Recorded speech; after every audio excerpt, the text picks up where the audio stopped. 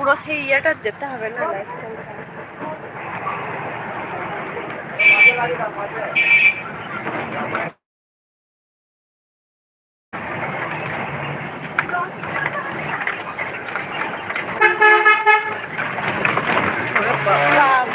এই রাস্তাটা একটা ছোট রাস্তাটা এখন, আর এই রাস্তাটা কোনোদিন ঠিকও হবে না বলো।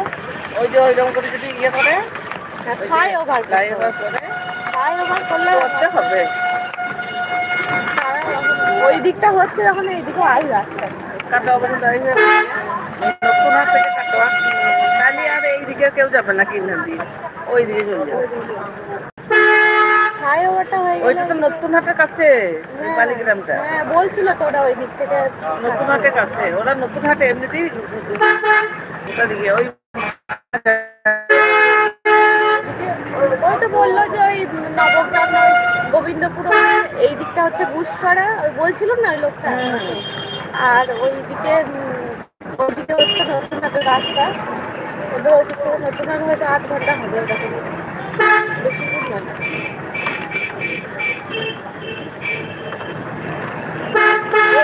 এইটুকুনি রাস্তা, এইটুকুনি রাস্তা, তার মধ্যে আবার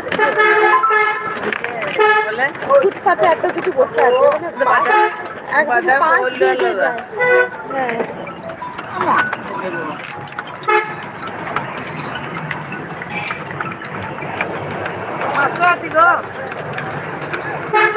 হ্যাঁ দেখো রাস্তাটা অনেকটাই ছোট এই দিকটা।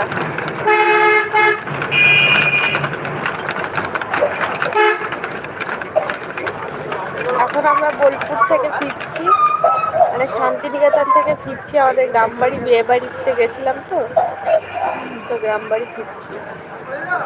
কত টাটকা টাটকা সবজি বিক্রি করছে ওদের।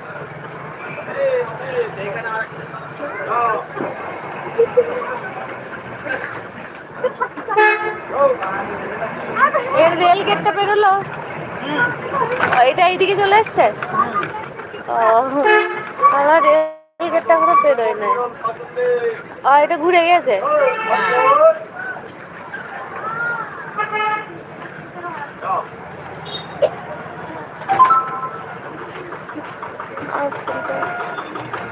সাথী চক্রবর্তী, হাই হাই সাথী।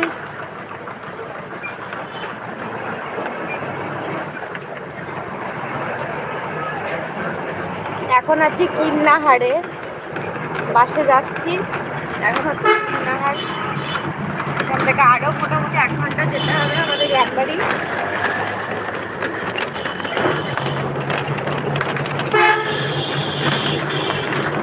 রাত খুঁজে পাচ্ছিলাম, সময় কাটছিল না, তাই ভাবলাম যে লাইটেই চলে আসছে।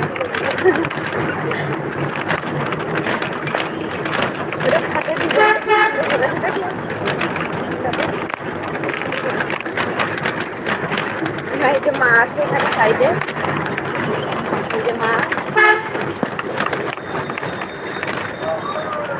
এইদিকে জানলাটা লাগিয়ে দিয়েছে, হাওয়া দিচ্ছে।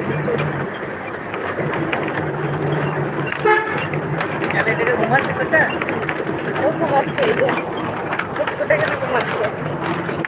ও কোথাও গেলে থেকে ভালো ঘুমিয়ে যায়, জার্নি কম হয়, থাকতে পারে তো জ্বালাতন করবে।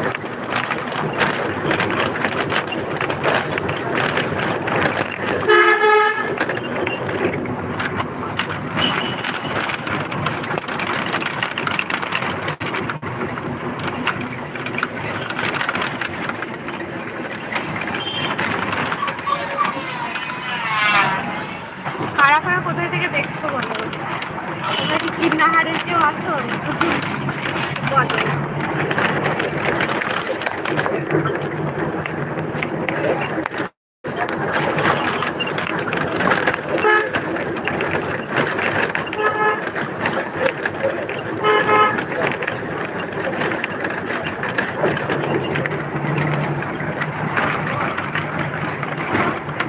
শান্তিনিকেতন কারা কারা বেড়াতে,